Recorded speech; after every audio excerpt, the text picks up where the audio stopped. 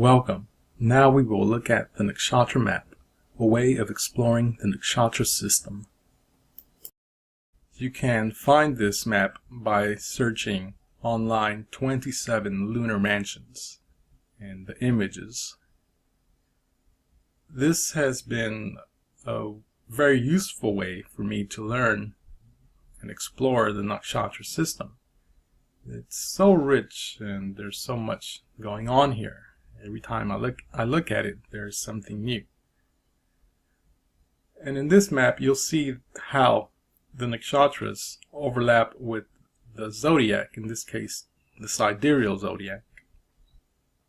As well, the padas are also included, which have something to do with the Navamsha system.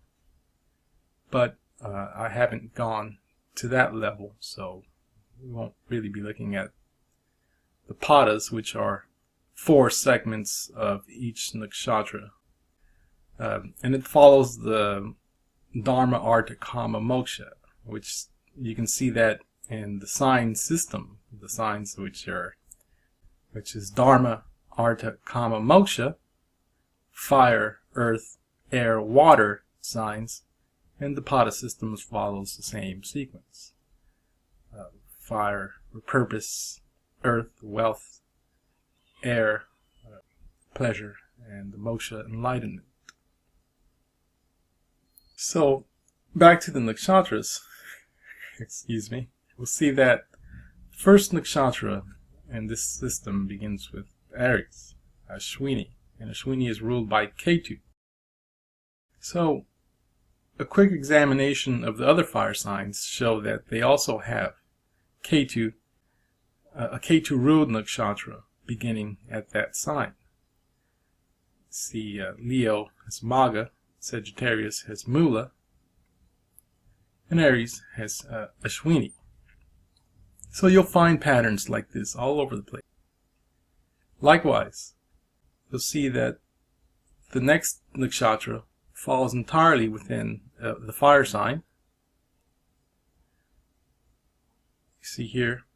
So the first 2 nakshatras, a Ketu-ruled nakshatra and a Venus-ruled nakshatra, will fall entirely within a fire sign. The next nakshatra, which will be ruled by the sun, is going to fall at the end of the fire sign and continue into the earth sign.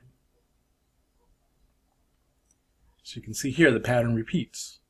So you see the pattern. There's patterns all over there, all over this. And another thing that I should point out is that I've been looking at this, the nakshatra system, through segments, because there are 27, and that's quite a few to memorize.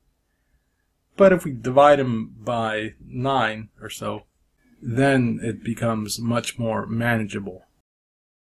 And we'll see that the nakshatra system and the rulership of each nakshatra follows a pattern, which is the pattern that the dasha system is derived from, as far as the sequence of one planet to the next.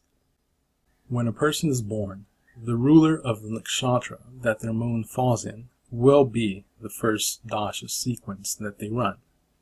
And then the sequence will continue with the rest of the rulership of the nakshatras. For instance, let's say someone is born with moon in Swati. Swati is ruled by Rahu. So they will be born into a Rahu dasha.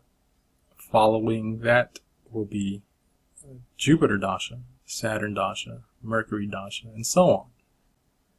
Okay, so we have that. And one thing I want to point out is there's an error here on this map, in my opinion, which is Revati. Nakshatra Revati is shown here as being ruled by Ketu. All the other sources that I've looked have Revati ruled by Mercury. So back to the sequence. So the sequence is going to repeat and end starting from a fire sign to the next water sign. And it fits because Dharma and Moksha purpose and enlightenment, the beginning and the end. And once again, here, Maga and Leo opens the sequence that follows all through Venus, Sun, Moon, Mars, Rahu, Jupiter, Saturn, and Mercury, which ends again in a water sign. And likewise, the last pada of Jyesta is Pisces, obviously the last sign. So this is all fits so neatly. And once again, Sagittarius opens with Mula, and the following moksha sign, Pisces, ends with Revati, ruled by Mercury. So these patterns, they just emerge all the time, and if you memorize some of them, it becomes really useful in understanding where a nakshatra fits in the system, and where a planet falls will give you what nakshatra, and even further the Navamsha, which I haven't gone into because I haven't explored that yet myself. For instance, we'll see that anytime a planet falls at the end of a water sign, it's going to fall in a nakshatra that's ruled by Mercury. And it's going to be a nakshatra that's typically considered not a favorable one. Aslesha, Jyesta, and Revati. One of these nakshatras that people get kind of scared of, even though on a higher level, all the nakshatras are good. There are no bad nakshatras from the point of view of the universe, God, so to speak. Only from the point of view of the limited desire, attachment nature of the human mind, is any nakshatra or any planet good or bad. They're all good. But anyway, I digress. Another thing I've noticed is that all moon nakshatras fall entirely within an earth sign. As you can see here, Rohini falls entirely within Taurus. Hasta falls entirely within within Virgo. And the next one, Shravana, falls entirely within Capricorn. And you'll find the pattern like this for every nakshatra, and even with the padas. So this for me has been the single most useful tool for looking at the nakshatras, especially for trying to memorize these 27 lunar mansions.